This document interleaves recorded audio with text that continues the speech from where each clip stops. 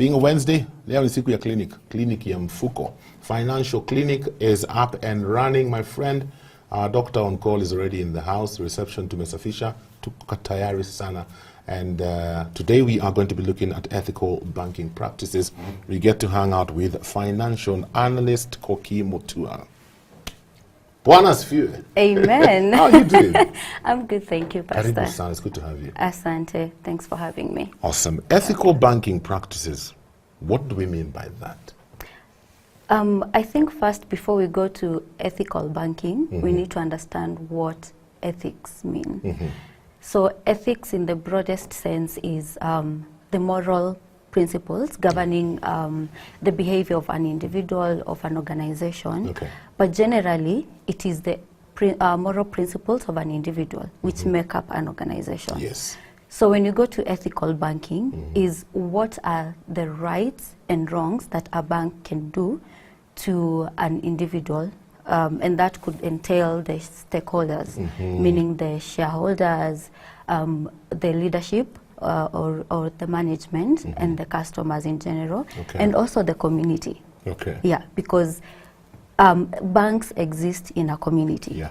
So the ethical banking bit is how this bank relates to all the stakeholders that are involved. Yeah.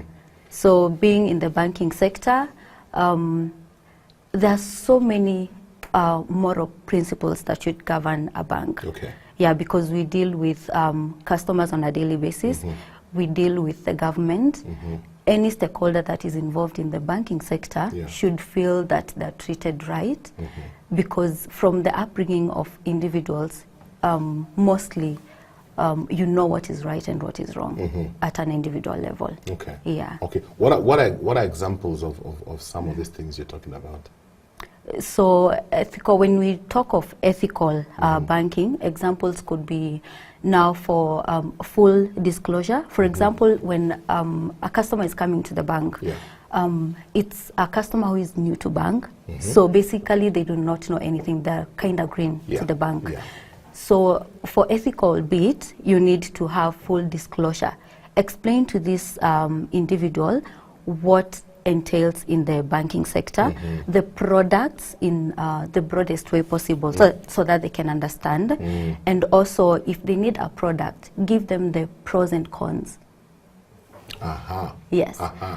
Because it will be unethical. Now let me get to the unethical bit. It will be unethical to give only the advantages of something to someone, and you do not give them the disadvantage. So you see, at the end of the day, if they're disadvantaged, they'll be like, you didn't tell me what this entails, right? So ethical banking involves that full disclosure. It also involves being trustworthy as a bank. It also involves confidentiality. Can our stakeholders be confidential in the banking system? Okay. Do they trust us? Are we transparent? So those are some of the things that ethical behavior entails in the banking sector. Yeah, and you know banking is wide. It's global. So you need to have at least those things so that you can even have trust from the community. And that now comes to now having the referrals and everything. Because if you get treated badly, if you walk into, say, a bank, right? And everyone is just looking at you. No one is receiving you. No one is saying hi. What will be your first perception? But isn't that the common? Today we have an interesting conversation. It's interesting you say that because, and I won't mention the bank. The other day I went to the bank. I was going to deposit a check. And you know the way nowadays banks have the systems where you go in, you choose the service you want, and then they give you a ticket, and then you wait. So we are like 3 people waiting. And I'm just looking at the teller, because there's a specific teller to deposit the check. And I'm just seeing 2 ladies there talking. And they're talking. I mean, I'm just staring at them thinking, I'm about to make a scene. But then I remember I'm on TV every day, it's not good. So I just hold my peace. And they chatted for probably about 10 minutes. And they were not serving anyone? They were not serving anyone. They were serving themselves. They chatted, And then one left, and then the other one now did something, and then my ticket number came.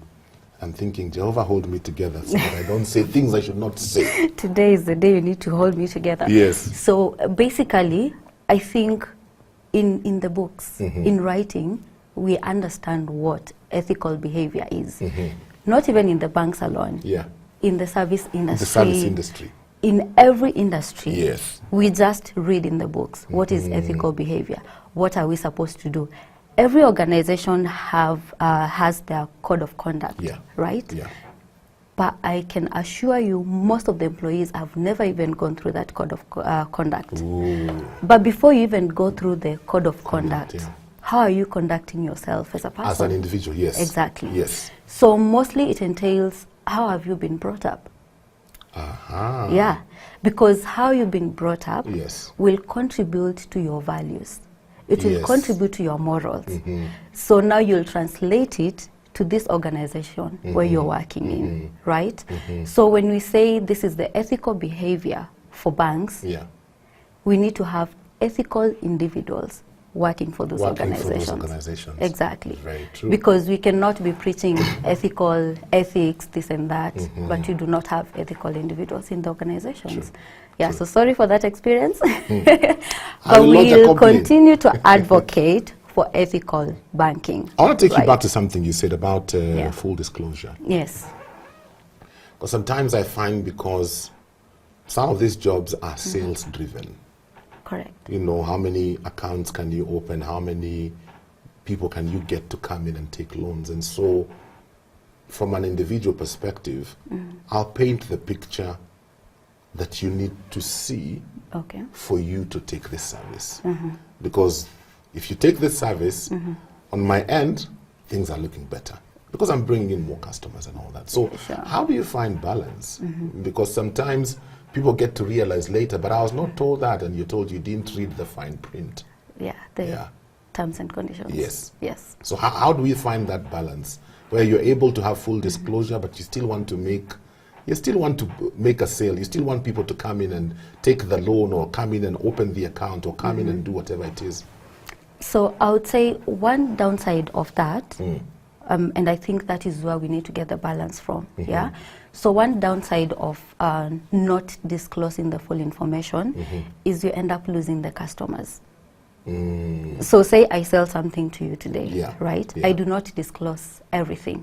Then now you come back and you're like, I was not told this is what happens. If it's an account, you're going to close your account, right? How many banks do you have in Kenya alone?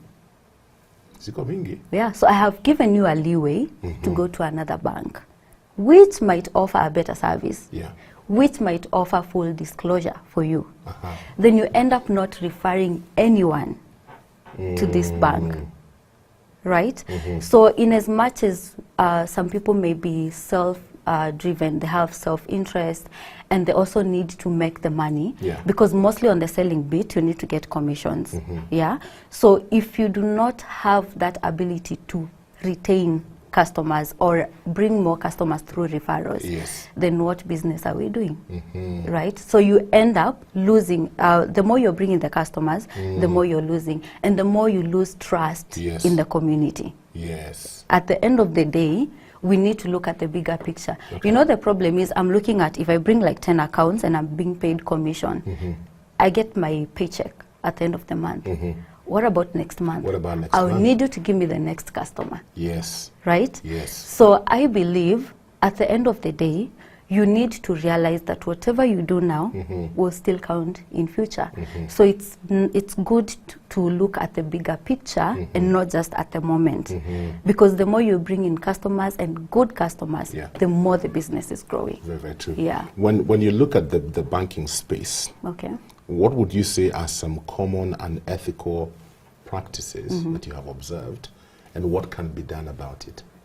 Some of the unethical practices I have seen, it's one, there is money laundering.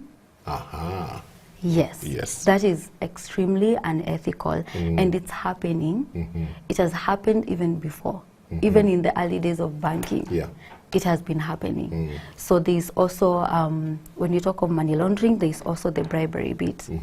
Yeah, there's also the advancing. I'm not sure whether there are banks which still advance credit to politicians.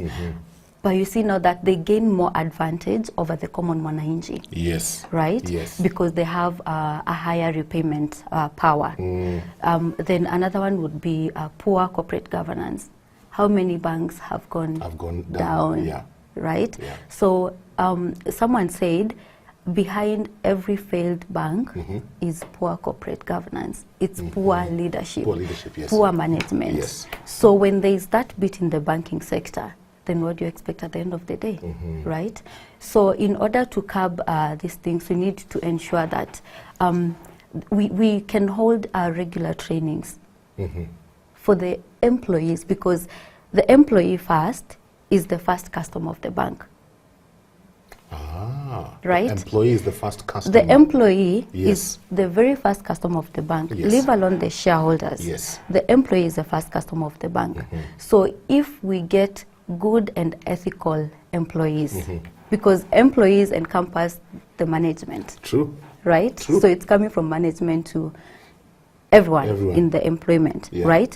So if we get good employees, ethical employees, we are able to curb unethical behaviors in the bank. And now it will improve the performance of the banking sector, even in future, because the banking sector is the prime.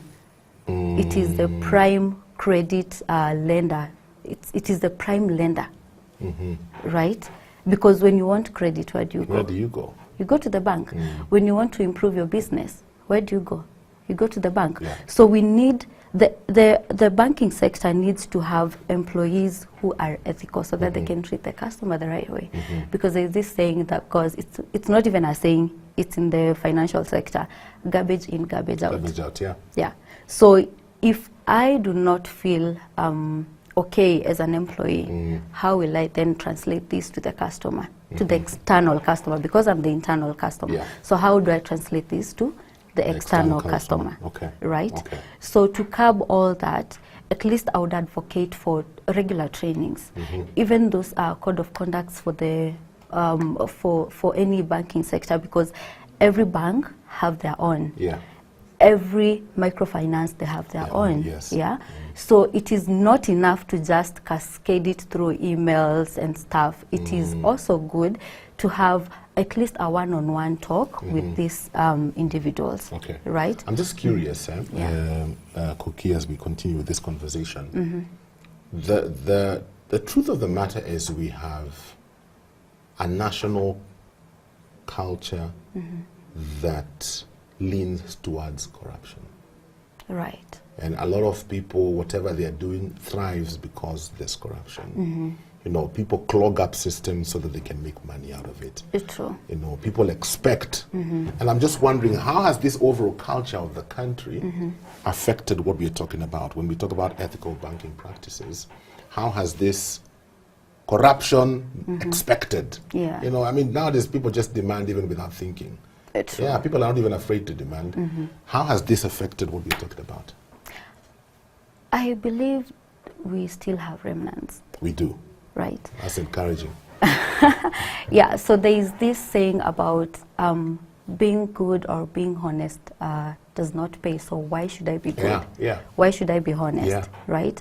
So as an individual, if we just get one person who can do right when it comes to corruption, then in future, it's not like a short-term goal, because we know Kenya is corrupt. Like, there is corruption everywhere, and it is one thing that is bringing our economy down. Yeah. Right?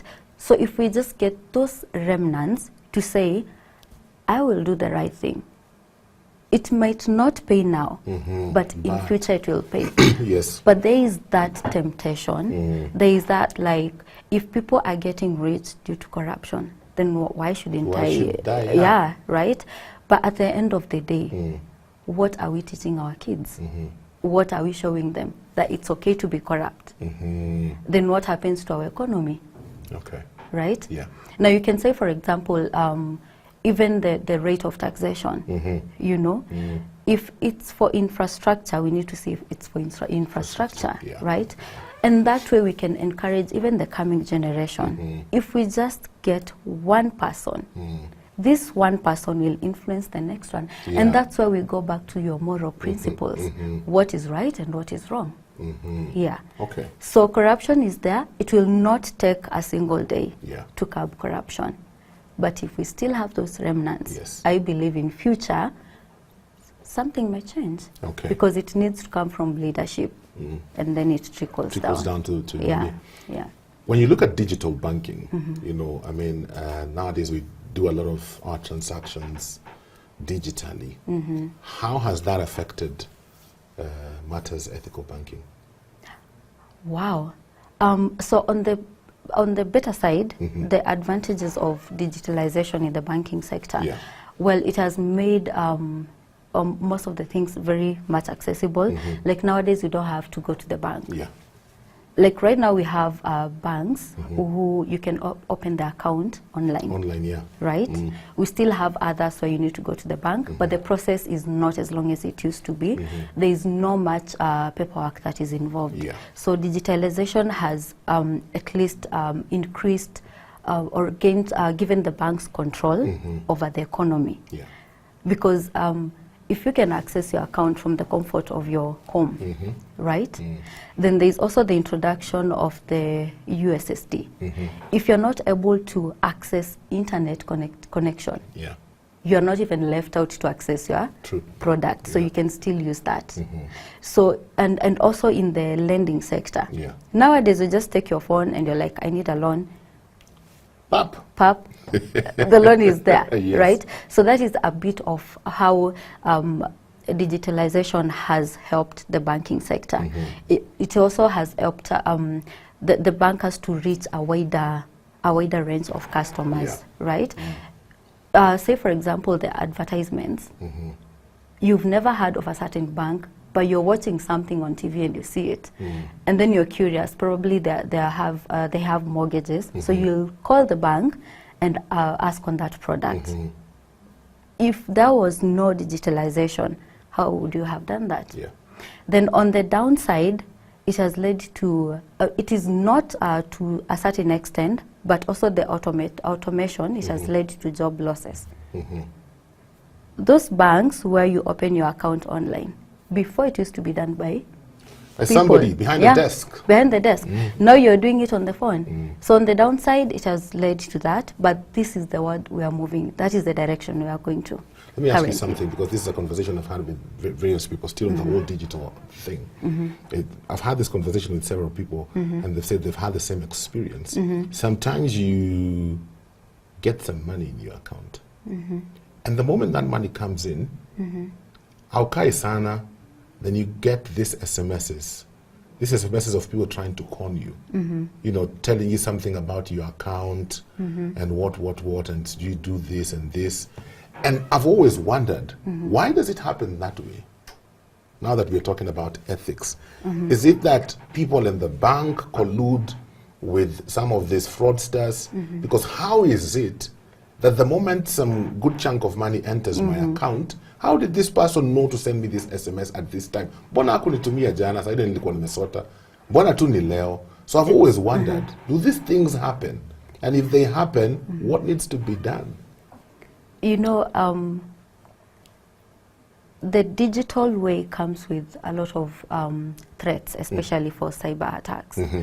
Those people do not need me as a person working in the banking sector to give them the information. They will sit wherever they're sitting in that room and hack those systems. Right? But there is a way, the banks, you know, they keep advertising, do not give your PIN, right? Do not respond to messages that are not from the, do not actually respond. Call the bank when you receive something like that. Because with digitalization, it comes to the threat of cyber security, cyber attacks, right? So at the end of the day, we cannot be sure that someone gave out your information. There could be no one who gave out your information. But because they just keep trying to hack the systems, but then now one of the way that banks have brought about to at least curb that is the double authentication, where you're getting your one-time passwords to at least perform a transaction. So that will curb that. But still, we will have people who, due to lack of knowledge, due to lack of exposure, they'll still get defrauded through those messages, right? Even the ones, not even about the bank, even the ones that call and tell you, I send money to you through M-Pesa, and they send the message. Where did they get that information from? Okay. Let's talk about the role of the government and regulators in promoting ethical banking practices. What's their role? What are some of the things they have put in place? What are some of the things they need to do? Okay, so when you talk on about the regulations that are in place, by government we are basically talking about the Central Bank of Kenya, right? So there are some regulations that the Central Bank of Kenya has put in place when it comes to banking. Now, there is the one for monetary policy.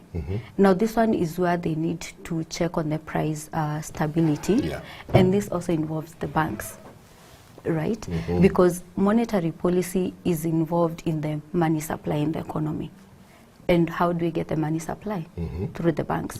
So that is one of the ways that they regulate. Then there is also the one for the reserves. There's a requirement by the Central Bank of Kenya for every commercial bank to maintain a certain reserve with them.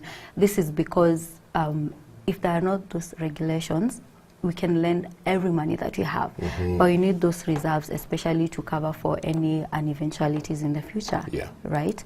Then we also have, when it comes to interest rates, you remember there was the capping, and then it was repealed. So when that capping was being placed, it's because the banks had gone way high for the interest rates, especially for the lending bit. Because if the interest is high on the savings, who will complain? No one will complain if it's high on the savings. But when it's high on the loans, on the facilities that are being loaned to the customers, when they complained, it was capped. But then it was repealed later, I think around 2019. But then there is now the base rate for the CBK, right? So they give you that base rate, and now you need to determine which percentage.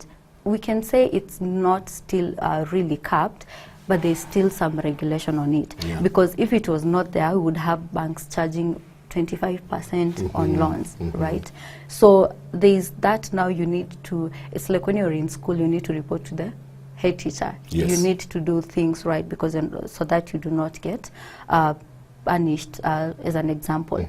So there's this bit about the banks that need to, that they need to adhere to when it comes to matters banking.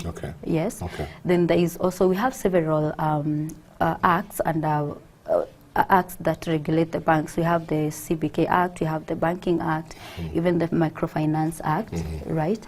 Then we also have the KBA in conjunction with the Central Bank. When they brought about the APR, sorry, to have the banks. APR. It's the annual pricing rate. So there's that to also curb how you're pricing your products, and by products we mean the accounts, the loan facilities, and everything.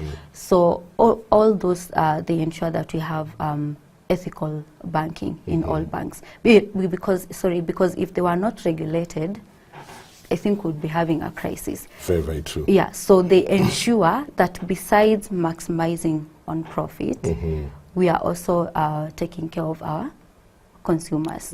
Let's talk a bit about borrowing practices in the country and ethical considerations in lending and borrowing, because this is a space, especially with the coming in of digital platforms. This is a space that a lot of Kenyans interact with every day. You know, borrowing today, borrowing tomorrow, and all that. And sometimes it feels like the banks are really taking advantage of that. So talk to us about ethical considerations when it comes to lending and borrowing practices in the country. Okay, I think one of the measures that has been put to ensure there is ethical lending is there's one thing we call the Indo-Plum rule. You've heard of it? So the induplam rule is where if a loan goes non-performing, you cannot recover more than, the interest needs to be at least not more than the principal. So say the principal was 500. Yeah.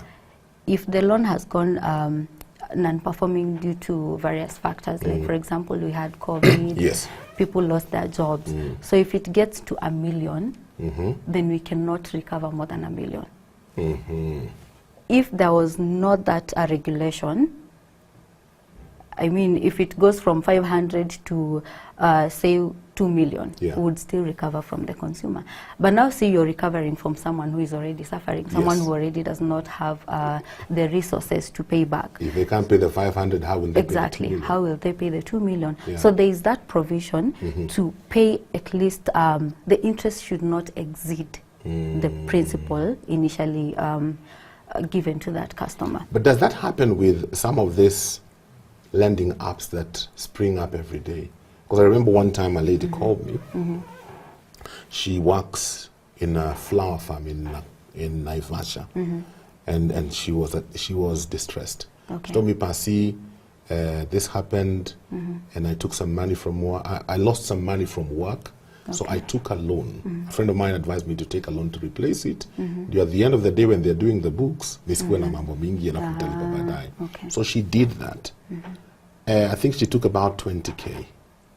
But now, because of the high interest and because she was not very consistent in paying every month, so after 1 month you're supposed to repay everything. So it keeps being pushed forward with interest, with interest, with interest. By the time she was talking to me, it was over 100K. Thinking from 20K now it's gone to over 100K. And she was in distress. She didn't know what to do. So I'm wondering, does that rule apply to all these mobile apps that keep coming up? Especially for the mobile apps, no, mostly I would say it will apply for the general loan facilities. The reason I'm saying that is because mobile loan apps, those loans are very critical, they're very risky. And that is why you have a very short span of making that repayment. Then we may extend that the recovery bit to other recovery agencies, and they need to get paid too, right? So at the end of the day, and eventualities will occur. But when you're taking a mobile loan, you need to be aware that you need to pay it in 1 month. Definitely. Right? So if you do not repay it in that specified period, then there would be repercussions. Of course, but sometimes I feel like the, number one, the means to recover this money sometimes is very unethical. I've even had a guy call me and threaten me that my friend has taken a loan and they put me as a guarantor, and so nimutafute ama watani harass. I'm thinking, dude, harass me if you think you can harass me, because when you guys were signing your things there, you didn't consult me. You know, so some of those things, and then also it's a short-term loan, but the interest is unbelievable. True. So where does ethical banking practices come into this? Because the people who take these loans as a mwezi mmoja, they're not taking 10 million. Somebody needs 20,000. Somebody needs 3,000. Somebody needs 15,000. So it's small money. But yet, I feel like the interest that is heaped on them for that 1 month is very unethical.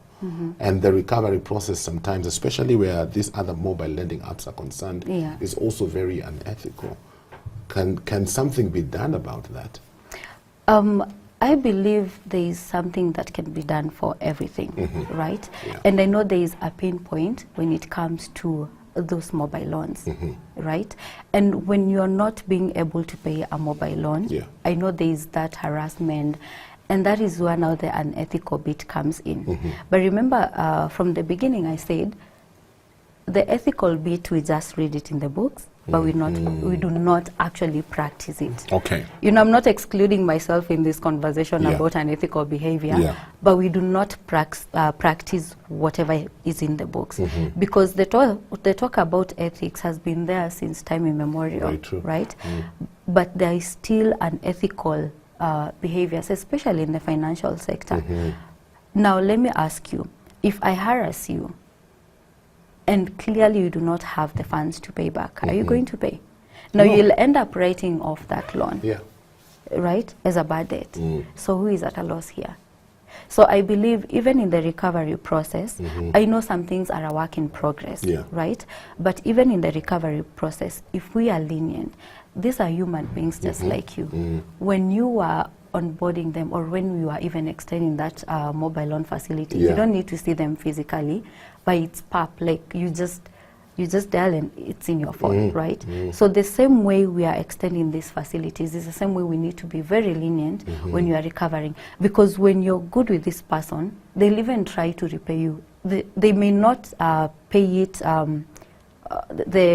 huge amount or the entire loan amount outstanding, but if you're lenient with them, they'll do it in bits, because they will feel at least you've treated me as a human being. You understand my predicament in the situation. Yeah. Sometimes Koki, they keep pushing messages. So when you keep pushing messages to me, do you require a quick loan? You know, your loan limit is this. Yeah. So it's like you're enticing me to take this loan. Fine, I take it. But then it comes to the time for me to repay it and I can't repay it. Why can't you be that soothing? Saya kuingia ulinikatia. Saya hii unanifukuza. Hapana. True, just the same and sometimes I wonder, is even that ethical? The wooing. I remember a time when getting a loan from a bank was a headache. Nowadays banks are zinatukatia even on SMS. Is that ethical? I would say yes, to some extent, because if you do not have an account with the bank, right? Having an account, most of the banks having an account, that's when you can have a facility. Yes. Right? So if you do not have an account, we still want you to feel like we still got your back. You still got my back, or you want to make money from me? No, but if you're taking this loan, that's what I tell people. Do not take a facility that you'll not be able to pay. But now the unforeseeable happens. Right? You do not take a facility intending not to pay. But if the unforeseeable happens, you can come prior. If your loan is like due, say, in like 2 weeks, and you're not seeing any possibility of you repaying it, why don't you approach the financial sector, whoever extended that loan to you? Come and tell them, I am having financial difficulties. By the way, when COVID happened, there was this positive dealing with clients who were not able to pay. But you need to approach, you know, before you tell me you have a problem, I wouldn't know you have a problem. So if your loan is due on 7th and you've not paid on 7th, I don't even know you are not able to pay on 7th. So Listen to this question. I think it's in relation to what we're talking about. This is from Wamboi. Wamboi, how are you doing? Wamboi says, how does ethical consideration of disclosure and others come in when a customer is given a loan through the phone, where your banker calls you to tell you that you qualify for a loan of so much, and when you agree, they simply credit your account. There's no document read or signed. Most major banks are doing this. Okay, now I think on this, I usually ask people, are we asking questions? Now you see, that is the temptation, right? Yes. Now that is the bit of the temptation. But you need to ask questions, right? How is this loan? Why are you giving me this loan in the first place? I have not come to the bank to request for the loan, right? So the fact that the bank is calling you so that you can take up a facility, why don't you go the step further and inquire, like, what is involved in this facility? How am I required to pay this facility, especially for the mobile loans? Right? But Koki, taking you back to where we began this conversation, is it the responsibility of the bank to have full disclosure? It is. Yes. It is, right? But then we have unethical individuals. Remember, the individuals are working for the bank. And now if I'm calling you as a banker, it is that bank that is calling you, right? That's why I started by saying, if we have ethical individuals working for these organizations, that is the bottom. That is right there. If we have ethical individuals working for these organizations, we will have ethical banking. We will have good ethical behavior in every single organization, right? But now there is this pain point for mobile loans. You do not sign anywhere, right? But they were introduced when you need a quick fix. Yes. Or I don't think people just wake up and decide, I need a mobile loan today, right? Even if I'm the bank who is calling you to take up that loan, yeah, the fact that you've gone ahead and agreed. Yes. Did you really need that money? But Koki, you know, human psychology. Yeah. In fact, many people don't ask, do I need this money for a specific purpose? No. People ask, what's my limit? So you find somebody, maybe they need 20,000. And then they realize, oh, there's a loan facility. The bank talks to them, and they ask, what's my limit? They say, your limit is 100. They end up taking 100, even though they needed 20. So 20 wanafanyia ile kitu walikuwa wanataka kufanyia, the 18 is a sherehe. Exactly. Yeah, they forget that they'll have to pay the whole 80. So in terms of financial literacy, does the bank have a responsibility if we are talking about ethical banking practices?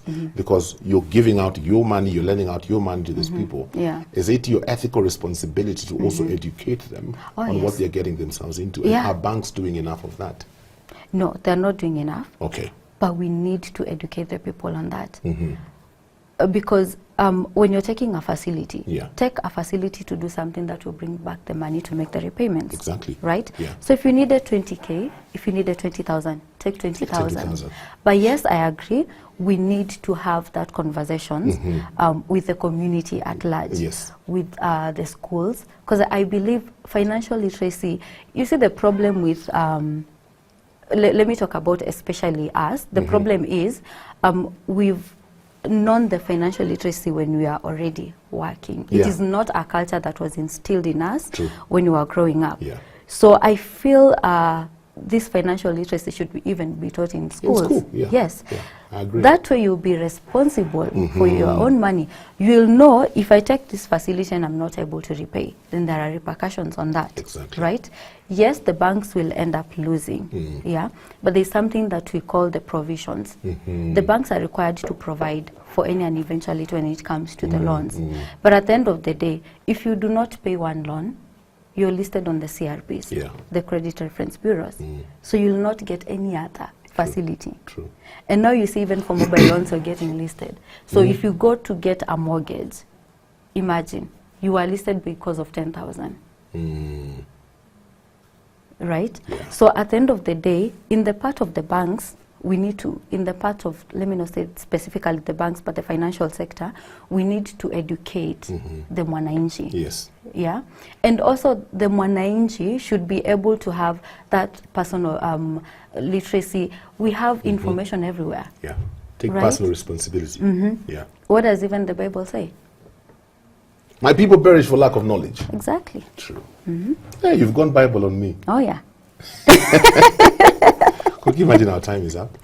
No, that was, no. Our time is up. That was kind of short. That was short, eh? Yeah, it was short. Don't worry, we'll call you back. Okay. Thank you so much for coming. Thank you for having me. I really Asante appreciate Karibu sana, and thank you for having me. Awesome. Yeah. I love what Koki has said. It begins with me, the individual. Yeah, like for example, I work at Family Media. We are supposed to portray godliness, teach people the word of God. But if personally, as James Okumu, my ethics are off-road, doesn't matter about Family Media, because I'm the representative, I will take it in the wrong direction. So even when we talk about ethical banking practices, wale wanawaka kwa bank, it begins with you as an individual. I have to shut it down. Daktari anaenda kuhudumia watu wengine na uko kando kidogo. Thank you for being a part of the Financial Clinic. Until next week for another session, do have a good day. And may the Lord bless your pockets in Jesus' name. Amen. Amen. Thank you for watching. Remember, subscribe to our YouTube channel so that you can get notified whenever we upload new fresh content every day. Stay tuned and enjoy fresh, uplifting content.